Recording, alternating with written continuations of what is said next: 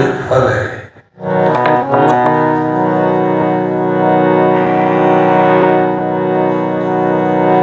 शरीर का फल है हरि भजन,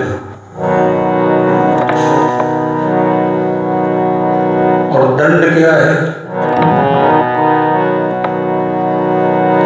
देह धरे कर दंड यह सब काहू को होय। ज्ञानी काटे ज्ञान से और पापी काटे रोय। दंड है कर्म भोग जो हर व्यक्ति के साथ लगा हुआ है।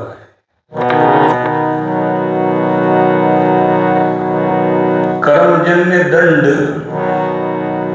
तो सबको किसी न किसी रूप में प्राप्त होता है। किसी को शरीर स्वस्थ नहीं है, ये दंड हो गया। किसी का मन स्वस्थ नहीं है, मन में बड़े रोग हैं, मन बहुत परेशान करता रहता है व्यक्ति को, और परेशान मन सुख को दुख बना देता है। मन स्वस्थ है तो दुख भी आपको ज्यादा दुखी नहीं कर पाएगा। परिस्थिति होगी दुख की और आप ज्यादा दुखी नहीं होंगे। ये स्वस्थ मन की पहचान है। कोई परिस्थिति तो सामने है ही, अब क्या करें हम? अब दुखी रहें कि भगवान को याद करें? क्यों नहीं? या तो दुखी रहोगे तो भगवान को याद नहीं कर पाओगे। भगवान को याद करने के लिए सम्यक चित्त चाहिए, जिसमें ना दुखा शक्ति है ना सुखा शक्ति है। सम्यक चित्त से भजन होता है।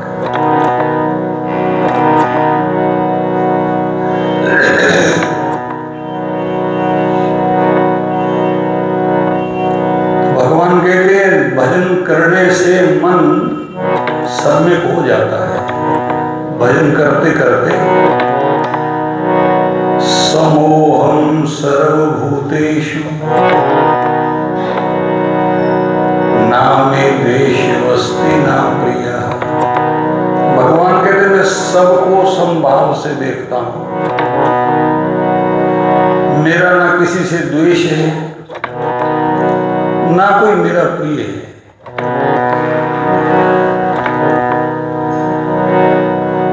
देखो भगवान का प्रिय भी कोई नहीं और भगवान किसी से द्वेष भी नहीं करते।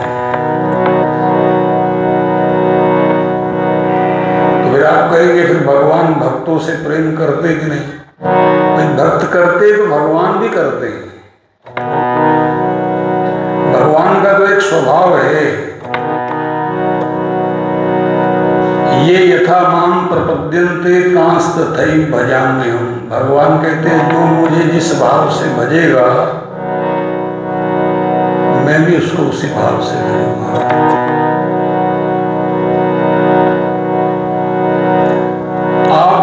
के लिए व्याकुल होंगे, भगवान भी आपके लिए व्याकुल होंगे। आपके मन में कोई व्याकुलता नहीं है तो भगवान भी व्याकुल नहीं है। गोपीजन व्याकुल रहती थी तो ठाकुर जी भी मथुरा में बैठे बैठे उनके लिए आंसू बहाते थे।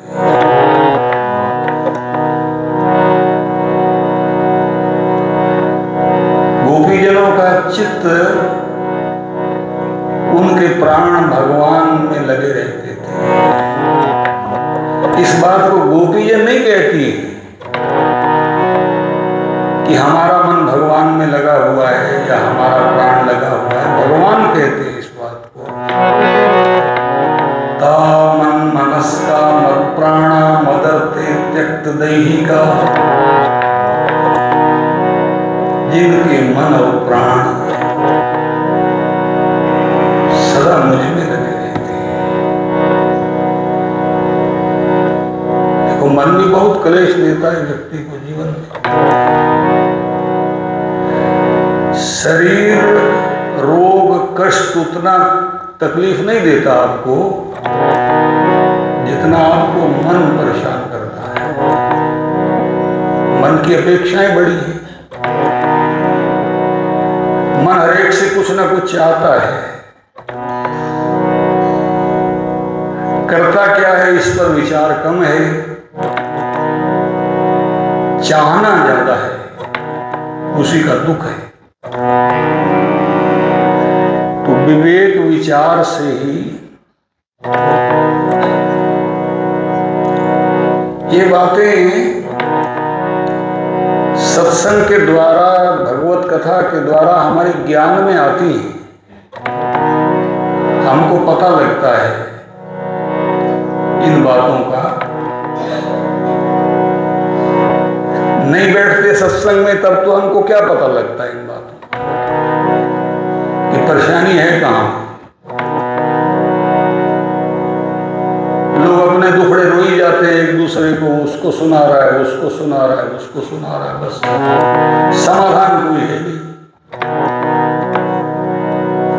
समाधान तो शास्त्र करेगा, संत करेंगे। भगवान के वाक्य जो हैं, भगवान ने सब समाधान दिए हमारे लिए कि तुम दुख की परिस्थिति आवेगी तो फिर भी तुम अपने विवेक से उसमें दुखी ना हो। तुम्हारा आत्म विचार और भजन में समय लगाने का, भक्ति में समय लगाने का क्या रिजल्ट है, परिणाम क्या है? क्यों नहीं? हम लोगों ने घंटों सालों लगाए उसमें, तो उसका परिणाम क्या है? परिस्थिति आने पर जैसे दूसरे लोग दुखी हैं वैसे ही हम दुखी हों, तो फिर तो कोई अंतर ना रहा। सत्संग सुनना और बात है, सत्संग को आत्मसात जीवन में कर लेना, पचा लेना, ये दूसरी स्थिति है। विवेक पूर्वक विचार करना जीवन पर।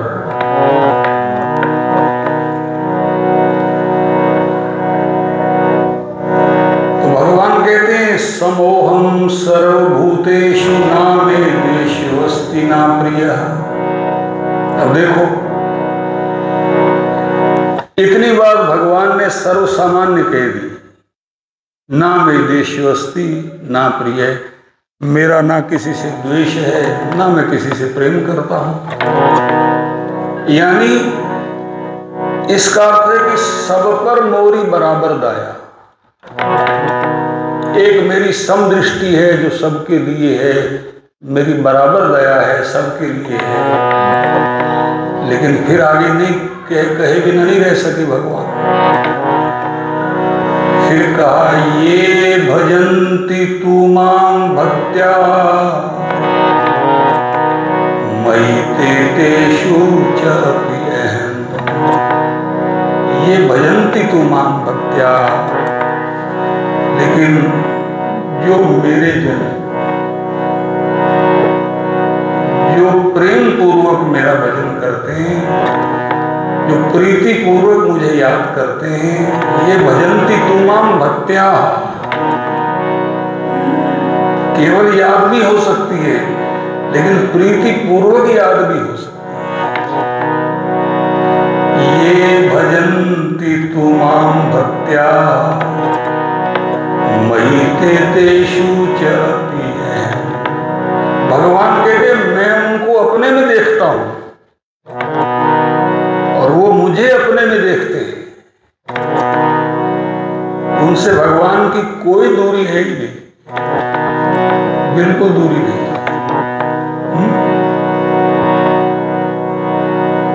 दूरी सब हमारे विचारों की है, हमारी सोच की है। मई के तेषु चापी हैं, भगवान कहते मैं उनमें हूं और वो मुझ में है।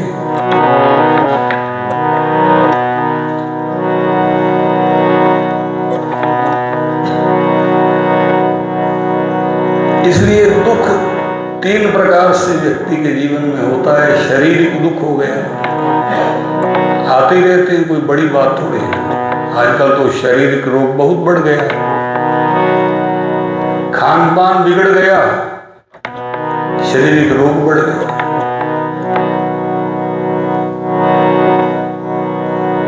खान पान का शरीर से बड़ा संबंध है। बाजार का ही खाने वाले लोग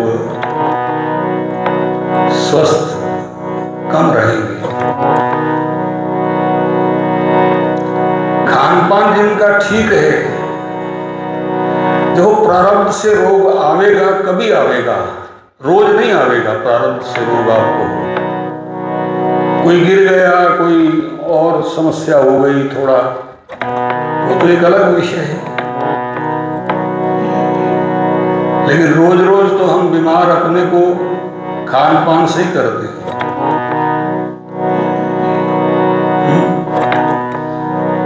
एक संत कहते थे, बोले सालों सालों में मेरा पेट कभी खराब हुआ ही नहीं। बताओ, वो सब खान पान का ही तो है।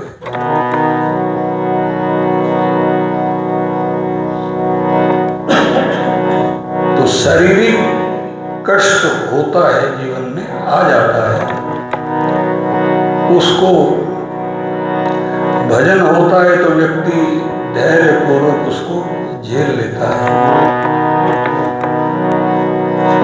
बल्कि मां कुंती की तरह कई बार तो ऐसा भी सोचने लग जाते हैं लोग कि भगवान वैसे तो थोड़ा चैन कम ही मिलता था, अब तुमने 2-4 दिन लिटा दिया तो चलो चैन से तो सोच रहे हैं तुम्हारे लिए।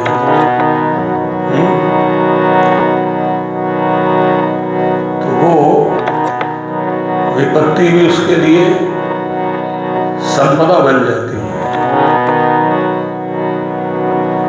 ये महापुरुषों ने बहुत सोच समझ के मांगा है भगवान से, ऐसे नहीं विपत्ति मांगी कुंती मैया। विपत्ति आपके चित्त को एकाग्र कर देती है, सुख संपदा आपके चित्त को जगत में बिखेर देती है। आपका चित्त स्कैटर्ड, जैसे छिन्न भिन्न सा हो जाता है। और भगवान कहते हैं उस छिन्न भिन्न हुए को इकट्ठा करो। सबके ममता ताग बटोरी, मम पद मनहि बांध बरडोरी। समदर्शी इच्छा कछु नाहि, हर्ष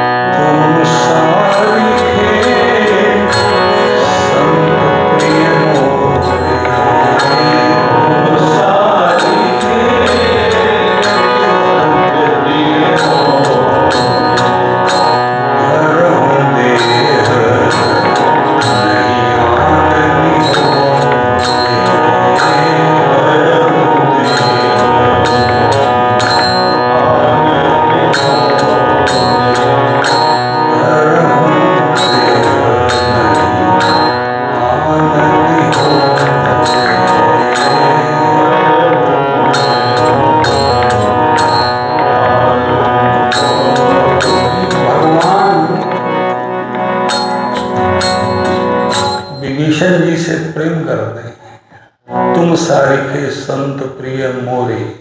क्यों प्रेम करते हैं? विभीषण जी किसी सुखद परिस्थिति में नहीं रहते, लंका में भी रहते थे तो लंका में रहकर भी जिनके मुख से राम राम निकलता था, कितना जोखिम का काम था। जहां राम नाम लेने की मनाही थी, अस भ्रष्ट आचारा भा संसारा, धर्म सुनिए नहीं काना, तेहि बहु विधि त्रासहि, देश निकासहि, जो कह वेद पुराण। तो ये तो दशा थी उस समय की। रावण ने तो घोषणा कर रखी थी, तेहि बहुविधि त्रासई। कोई सत्कर्म करने वाला, कोई भजन करने वाला, कोई यज्ञ करने वाला, कोई, उसको देश से निकाल दिया जाता था। कोई वेद पुराण की चर्चा करने वाले को, तो फिर भी विभीषण जी राम नाम लेते थे लंका में रहकर। हनुमान जी को यही तो आश्चर्य हुआ, इसीलिए सारी लंका में एक ही व्यक्ति को मिले हनुमान जी।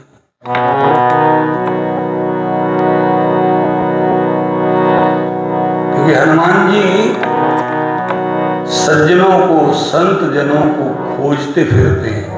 संत जनों को हनुमान जी को खोजने की जरूरत नहीं है।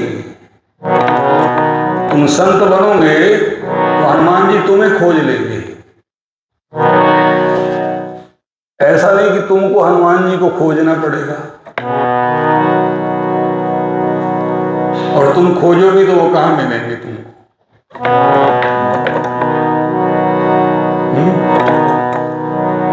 कि वो तो तुम्हारे पास ही है।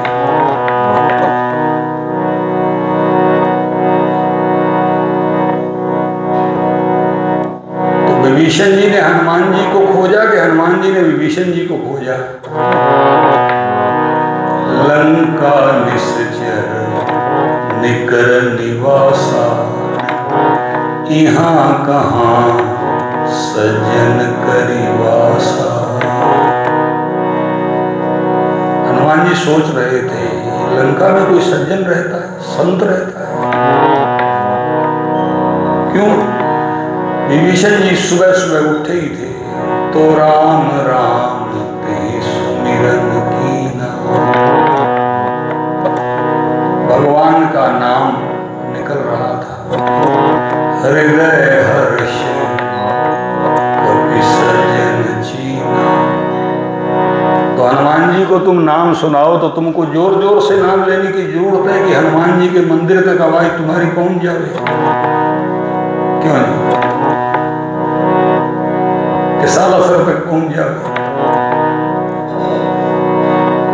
हनुमान जी तुम्हारे अंतःकरण को भी पहचान लेते हैं, तुम्हारे अंतःकरण में क्या चल रहा है।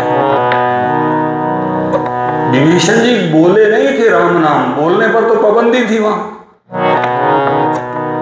शब्दों को ध्यान से देखोगे तो राम राम ते सुमिरन, स्मरण किया था।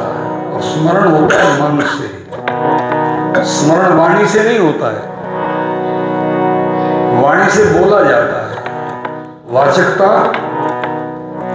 बाहर की चीज है, स्मरण भीतर की वस्तु है, भीतर का धन है। इसलिए विभीषण जी स्मरण कर रहे थे। तो हृदय हर्ष कपि सज्जन चीना। जैसे राम जी सर्वज्ञ हैं, अंतर प्रेम तासु पहचाना।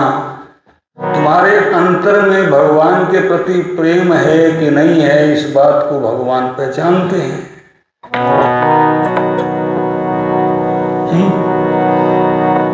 देखो, बाहर के व्यक्ति को तुम कुछ दिखावा कर सकते हो बाहर के व्यक्ति से, क्योंकि वो भीतर की नहीं जानता है। और जो भीतर में ही बैठा हुआ है उससे तुम क्या दिखावा करोगे? वो तो सब कुछ जानता है। तुम्हारे भीतर में भक्ति भाव है,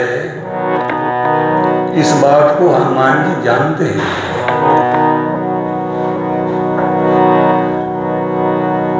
और मैं तो एक और बात कहूं, वो जाने तो ठीक है, ना जाने तो भी कोई बात नहीं।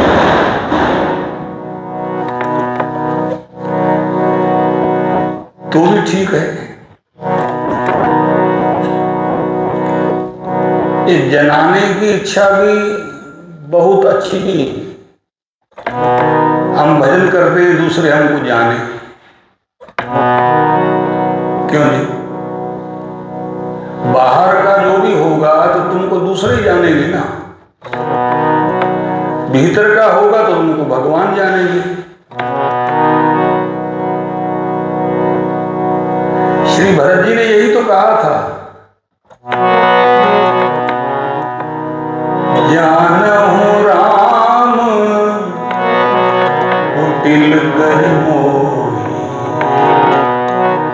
लोग कहो गुरु साहिब द्रोही, सीता राम चरण रति मोरे। उन्होंने कहा मेरे भगवान जो मेरे सर्वस्व हैं वो भी मुझे भले ही कुटिल जान लें, और लोग भले ही मुझे अपने गुरु और साहिब का द्रोही मान लें, पर मेरी मांग तो इतनी है, सीता राम शरण रति मोरे, अनुदिन बढ़हूं अनुग्रह तोरे, अनुदिन बढ़हूं अनुग्रह तोरे। इसलिए विभीषण जी के स्मरण को हनुमान जी ने पहचान लिया, और पहचान लिया तो हनुमान जी सोच रहे हैं, यही सन हठ करियहूं पहचान, मैं इससे हठ पूर्वक पहचान करूंगा, क्योंकि साधु ते होई न कारज हानि। और तब हनुमान जी ने उनसे पहचान की है, गए उनके पास, विप्र रूप धरि बचन सुनाए, सुनत विभीषण उठिता आए। देखा कोई ब्राह्मण है, देव है। अब विभीषण जी भी चकित हैं कि लंका में ऐसा कोई वैष्णव कौन हो सकता है। लंका में तो लंका निश्चर निकर निवासा, यहां तो सब राक्षसी वृत्ति के लोग रहते हैं। अब राक्षस पहले भी होते थे, क्यों नहीं? राक्षस आज ना दिखाई दे आपको, राक्षसी वृत्ति तो है ना, वृत्ति तो बहुत है। लोग पैसे के लिए क्या क्या नहीं कर रहे, सब मिलावट, दवाइयों में डुप्लीकेसी, अनाज में डुप्लीकेसी,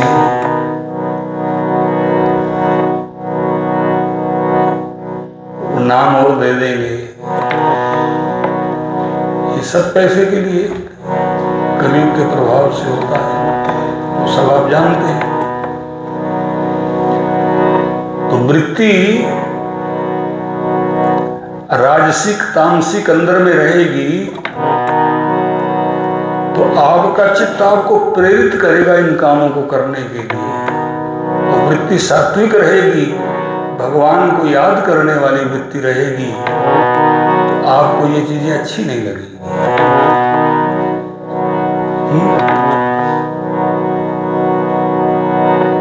तो जितना है उतने में आप कहेंगे भी काम चलाओ और भगवान को याद करो।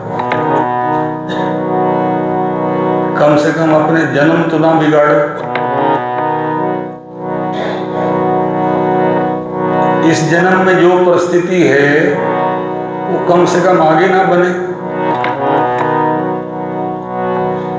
उसके लिए एक ही उपाय है, अच्छा जीवन जीना, सत्संग करना, भजन करना, भगवान को याद करना, और कोशिश करो किसी को हमारे द्वारा पीड़ा ना हो। बस कोशिश तो कर सकते हैं।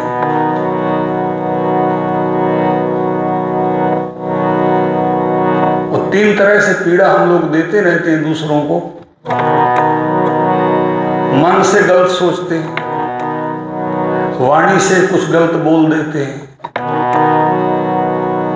और कर्म से तो अंत में कुछ करते हैं हम लोग। तो तीनों से अपने को बचा के भजन होता है। मन क्रम वचन छाड़ी चतुराई, मन क्रम छाड़ी चतुराई, मन क्रम वचन छाड़ी चतुराई, मन क्रम चतुराई, भजत कृपा करी रघुराई,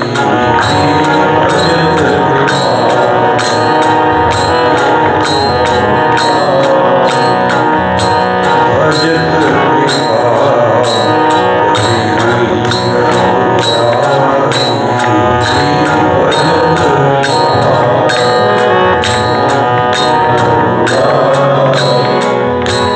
कई बार लोग ये बात पूछते हैं, बोले हमको तो 25 वर्ष हो गए लगे हुए,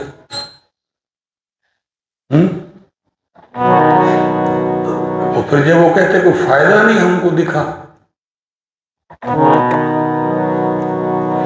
तो फिर फायदा नहीं दिखा तो गलती किसकी है? तुम्हारी के शास्त्र की, के सत्संग की कथा की गलती है? क्यों नहीं? कहीं ना कहीं से, मन से, कर्म से, वाणी से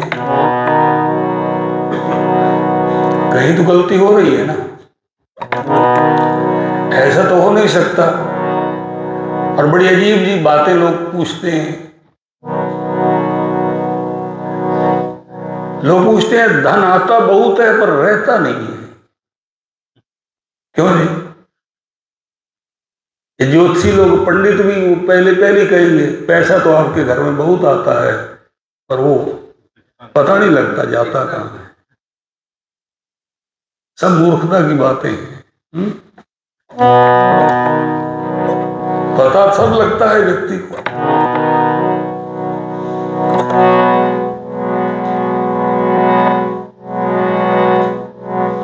आता है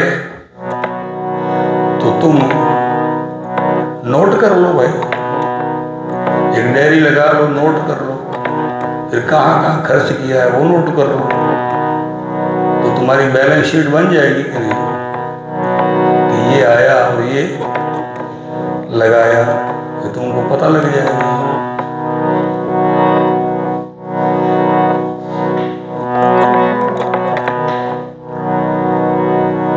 जीवन की भी कोई बैलेंस शीट बने तो आपको पता लगेगा कि 25 साल मैंने लगाए जरूर हैं, और मैंने किस तरह से लगाए हैं। संत लोग कहते हैं कि एक घड़ी का सत्संग तुम्हारे जीवन को बदल सकता है, एक घड़ी का।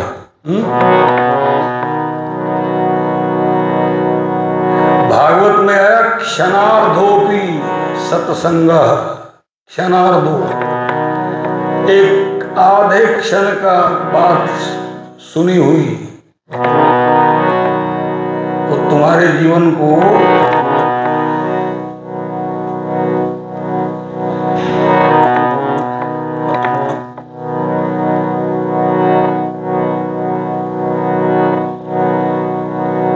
लव निमेष सत्संग, सुंदरकांड में पढ़ते हो ना, लव निमेष सत्संग।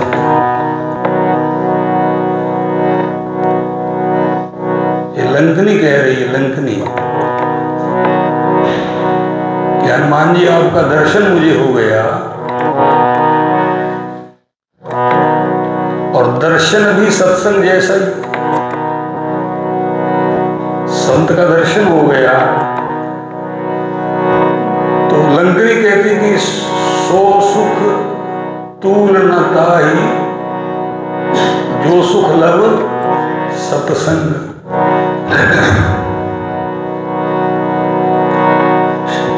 तो इसलिए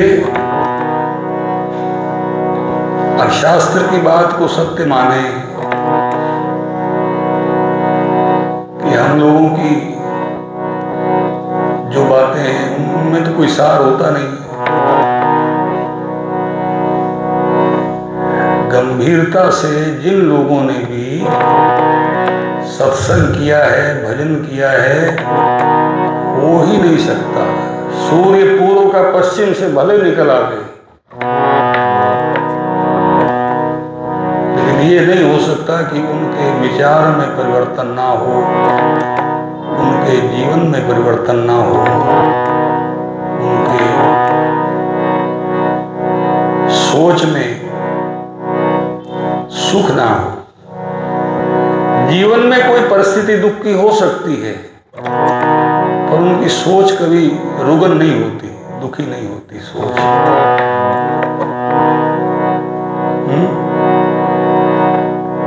जीवन में तो आती जाती रहती है सबकी, कभी कोई परिस्थिति आई, कभी कोई आई, कभी कोई आर्थिक कठिनाई आई, कभी शारीरिक आई, कभी कोई मन की व्यथा हो गई। अमुक आदमी ने मुझे इतनी बातें क्यों कह दी, मैंने तो कुछ नहीं कहा था उसको, तो कह दी तो ये भी दुख बन जाता है ना व्यक्ति का। कहते कि भाई जब मैंने कुछ नहीं कहा तो इतनी बातें मुझे क्यों कह दी।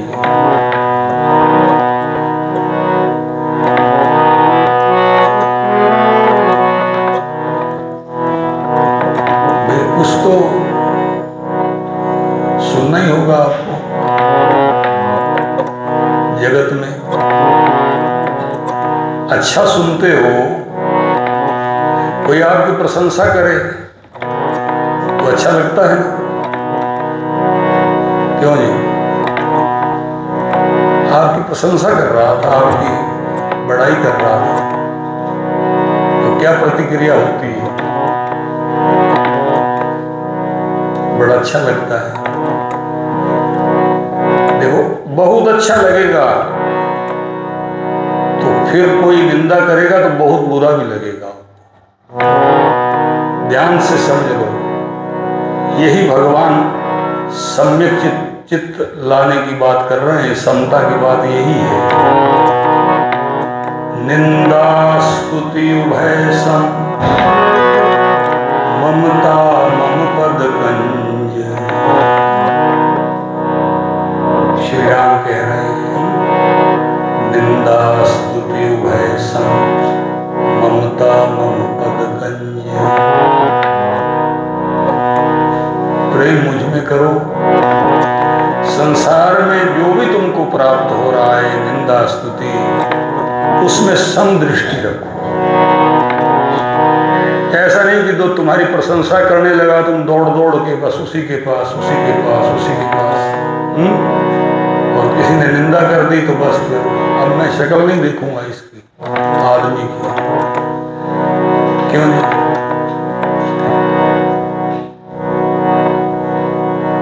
तो चित्त की अस्त व्यस्तता ही तो है, और क्या है भाई? कौन क्या देगा तुमको, अभी तुम्हारे हाथ में थोड़ी है। जगत में कौन क्या देगा तुमको, ये तुम्हारे हाथ में नहीं है। ये तो जो देता है ठीक है भाई, क्योंकि हमारे भाग का हमको प्राप्त होना है। निज कृत कर्म भोग सब भ्राता।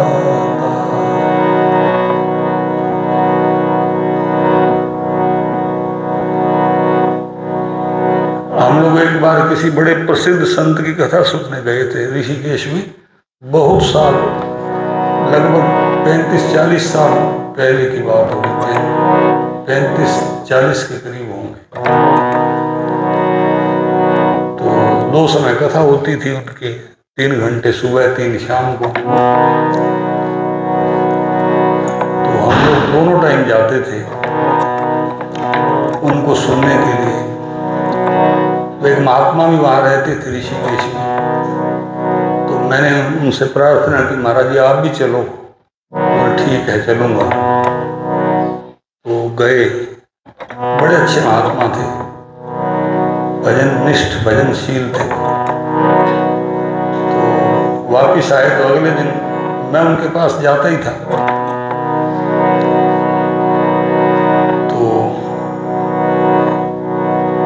हजारों की संख्या में श्रोता, प्रसिद्ध श्रोता भारत के, तो उन महात्मा ने कहा, बोले देखो विद्वत्ता और वक्तव्य ये तो बहुत लोगों के पास होता है, पर जगत में इतनी प्रसिद्धि, इतना नाम और इतना वो मिलना, ये इनका कोई पूर्व प्रारब्ध का संस्कार है।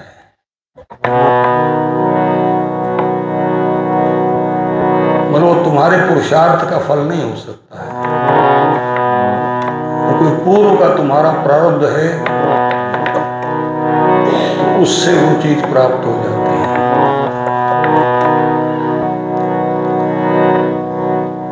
इसलिए कोशिश जिस चीज के लिए करनी चाहिए वो ही अच्छी है।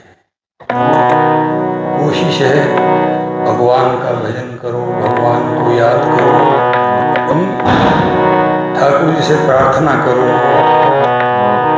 हे कृष्ण गोपाल हरि, हे दीन दयाल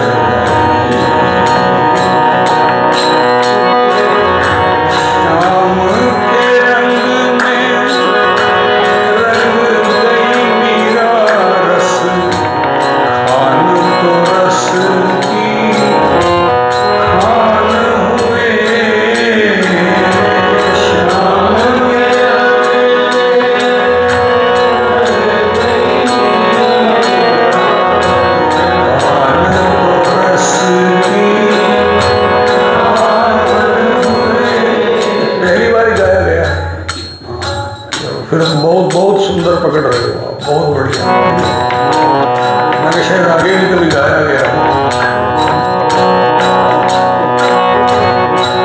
कल कह रहे थे वो नया भजन गाया करते, नया ही गा देते। नया भी तो 2, 4, 5 बार गुआना पड़ेगा ना, फिर पीछे गा सकते।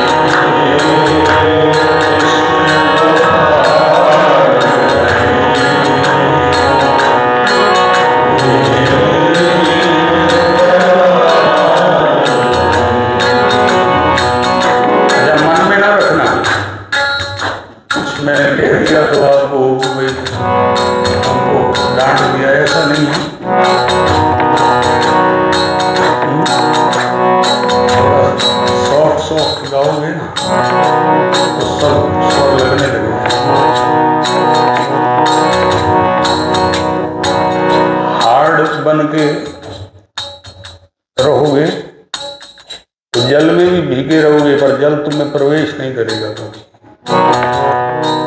क्यों नहीं? स्पंज, एक बार डुबो दो पानी में स्पंज को, इतना पानी अपने साथ ले आता है। इसलिए सॉफ्ट चित्त, कोमल चित्त मानस में आया कि नहीं? कोमल चित्त अति दीन दया कारण मिलो रघुनाथ कृपा। कोमल कोमल हे कृष्ण गोपाल हरि,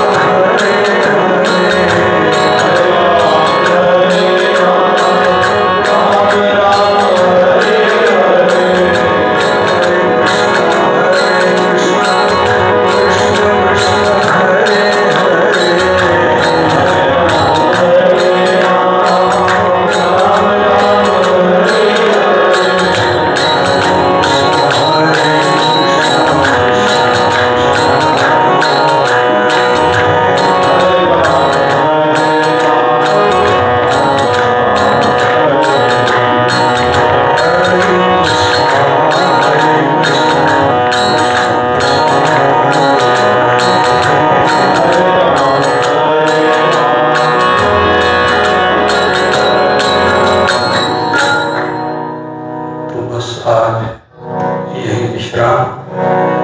अब 20 को गौशाला के प्रांगण में तो शायद रात्रि का समय होगा, जो भी समय को अनाउंस करेंगे। तो 20 को गोपाष्टमी है, वहाँ एक दिन का सत्संग रहेगा। जय जय श्री राम, जय जय श्री राम, जय जय श्री राम, श्री राधे श्याम। आरती के लिए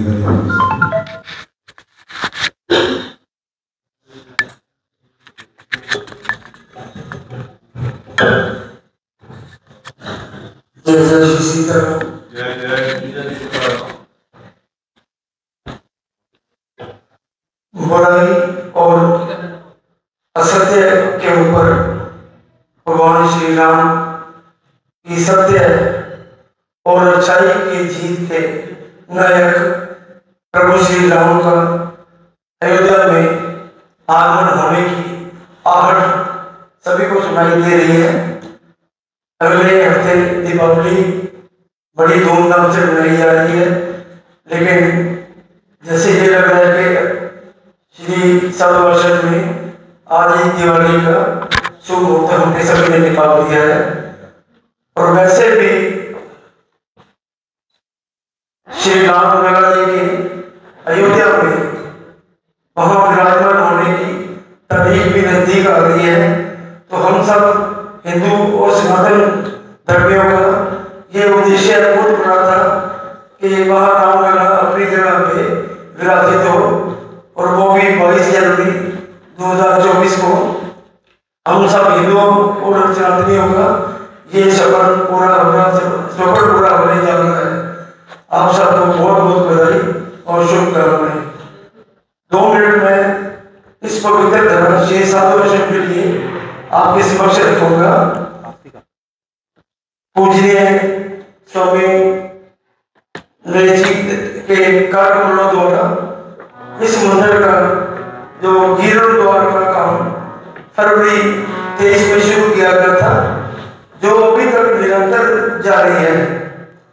सभी भाई लोगों के आशीर्वाद, सहयोग और दान जो के पैसे आए थे वो सभी बड़ी अच्छी जगह लगाए जाते हैं। अभी तक भी वो काम जारी है। जैसे कि सभी मूर्तियों के विग्रह बड़े ही रंग बिरंगे रूप से कायाकल्प किया गया है। श्री साधुवचन के मेन द्वार के ऊपर जो मूर्तियां बनी हुई है उनका भी बड़े रंग बिरंग रंगों से कायाकल्प किया गया है। और मंदिर में सभी जगह कैमरे, सीसीटीवी कैमरे भी लगाए जा चुके हैं, जो कि हमारा बहुत पुराना उद्देश्य था, जो कि किसी कारणवश या आर्थिक तंगी की वजह से नहीं हो रहा था। तो सभी भक्तों के सहयोग से वो भी पूरा हो गया है। तो हम आगे भी प्रार्थना करते हैं अपने भाइयों से, जैसे कि आगे आपने सभी सहयोग दिया है हमने, वो आगे भी देते रहेंगे। आप लोगों के ही नाम पर मंदिर का जो कायाकल्प हर साल होता रहा है, आगे भी होता रहेगा। हम आपसे यही शुभकामनाएं देते हैं और आपसे यही उम्मीद करते हैं कि आगे भी आपका सहयोग आता रहेगा। जय जय श्री सीताराम।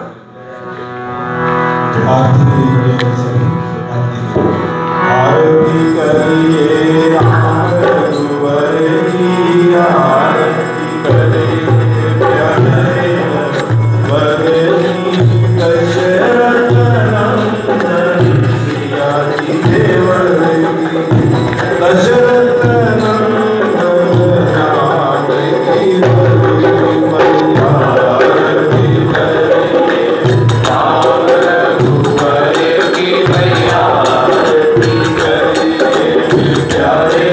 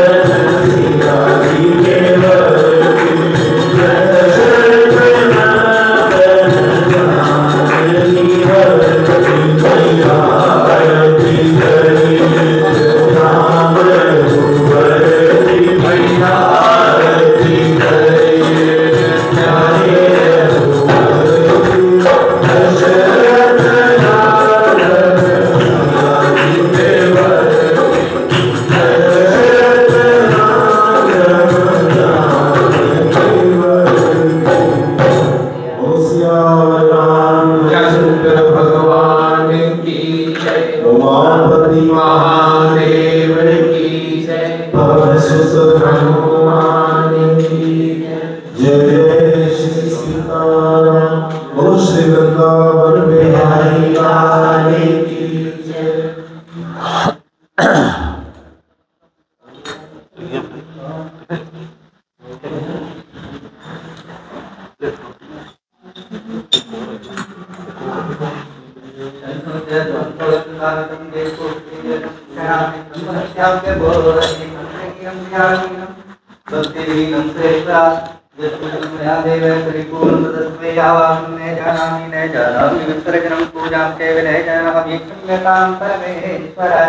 ओम जय जय जंत देवा कर्माणि पदमान्यासन्नतिकनाकं महिमान सचन्तयत्र भूले सत्याः सन्ति देवा नानासुगन्धि पुष्पाणि यथाकालोर्वाणि च पुष्पाञ्जलिर्मया दत्तं गृहाणं परमेश्वर सुमन सुगन्धित सम्मनवे सुमन समाधि सदा पुष्पांजलि अर्पित करो मेरे देव करो स्वीकार कलकी तेरा यात्रा कलकी तेरी यात्रा तुम्हारा